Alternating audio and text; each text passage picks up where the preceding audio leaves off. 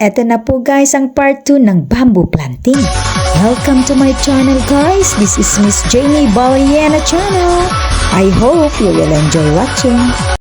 At ito na nga po, nakarating na po kami sa site kung saan kami mag bamboo planting. Sa wakas. Uy, apo.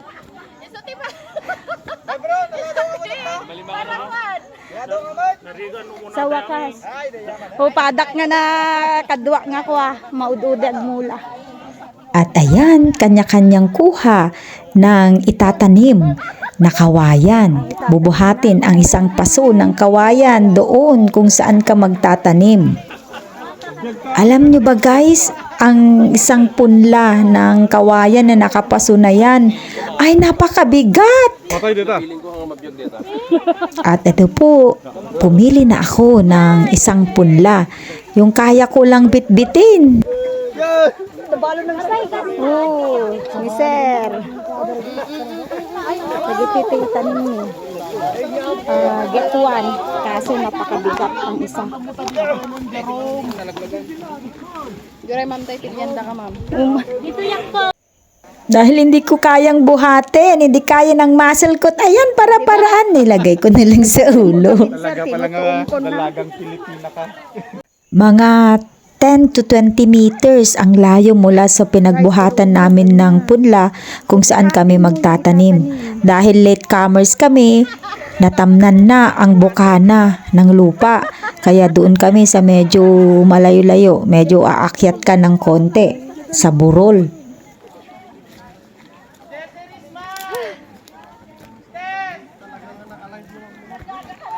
Grabe guys!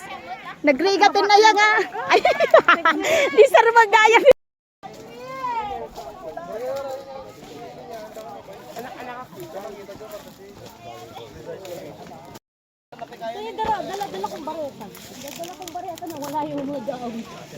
Pagdating namin sa lugar, ubos na ang nahukay na butas kung saan sila magtatanim. Kaya ang mga utility namin naghuhukay uli kami para sa aming mga latecomers. Documentation na. Nilinisan na ni Kuya Joel ang paghuhukayan niya kung saan ako magtatanim. At eto na, excited na ako. Picture mo. Picture ni Sir Jomar yun. Nga tinagan na dito kadwam pa yun. Natin. Oh, sakdetan. Habang naglilinis at maghuhukay si Kuya, at ayan, nagpa-picture muna ako dun sa itatanim kong kawayan. Ito yung itatanim ko ngayon. Oh, bamboo. Sana tumubo siya ng maganda. Love for the nature. Magtanim ng kawayan.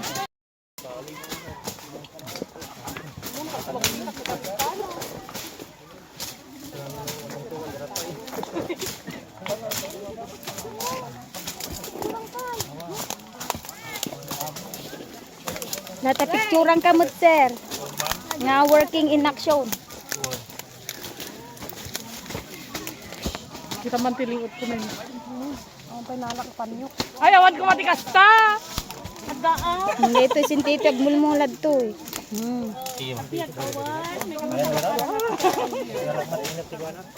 Memsi! Pagkatapos, maghukay si Kuya. At eto na, excited na akong magtanim. Ayan, meron naman akong isang kontribusyon na isang punla ng kawayan na naitanim. At masayang masaya ang pakiramdam na nagtatanim dahil ito ay mahalaga para sa pagmamahal sa kapaligiran. Kinuhanan ko na rin ng picture ang mga iba kong kasamahan na nagtanim para sa documentation. At eto nga si Ma'am Jen, nagpa-picture pa kami sa harap ng aming tanim. Nag-wish pa po kami sa aming tanim na sana lumaki sila ng malago.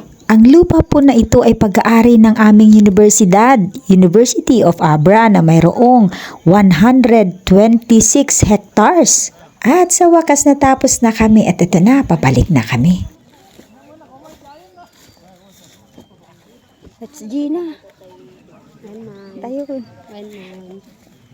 Pababa na po kami. Pauwi na. Natapos rin ito. Mga kaganyang bamboo.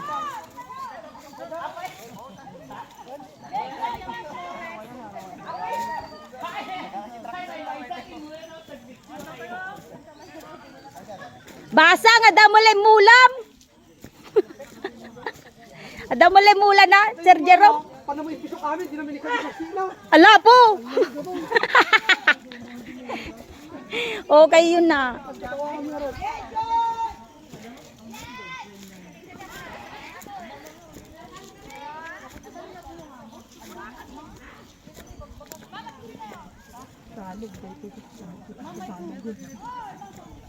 Yablat ko na na.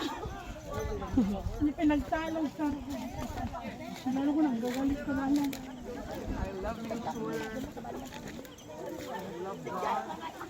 Ma! Damulay mulam. Ma! Ay, apay. Yung kasdida. Ala ang limbati da. Sino ki mga ma'am aya? Kuna na siya. At bago namin lubusang lisanin ang lugar, nagpa-picture muna kami sa mga kaibigan na nagpunta rin para magtanim.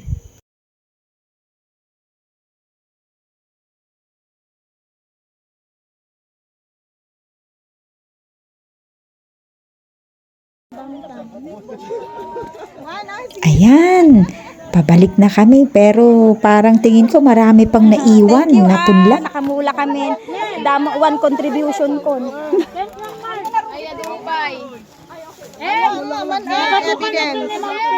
Tayo nga ginaburak. Oh. Nabanog ako siya.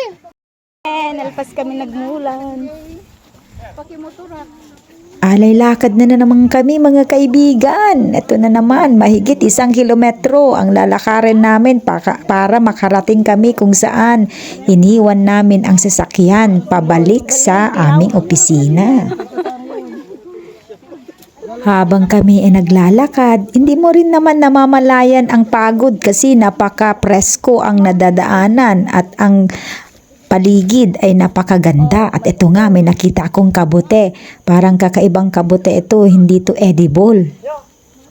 Pero ang ganda niya. At ayan, ang kapaligiran, no, ang ganda-ganda, napaka-green.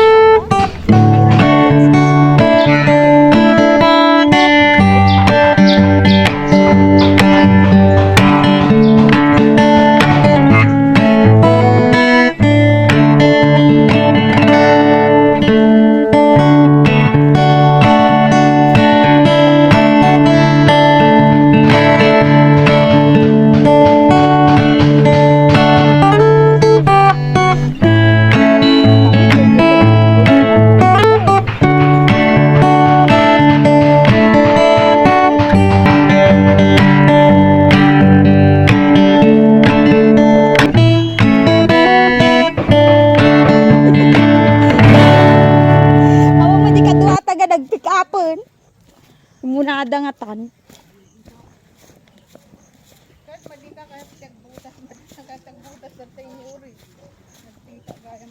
Amman hindi mo dangar DJ ayat sa tinakakita.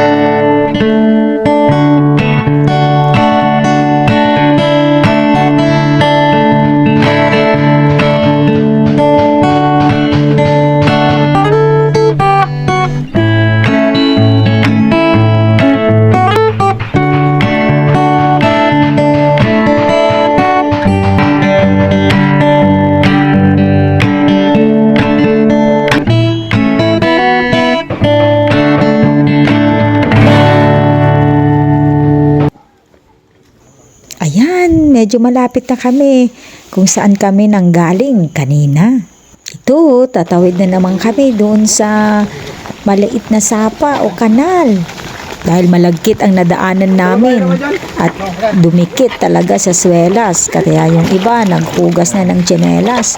At ako rin nainggit, tinugasan ko na rin yung bota ko dahil tinapitan ito ng malagkit na lupa.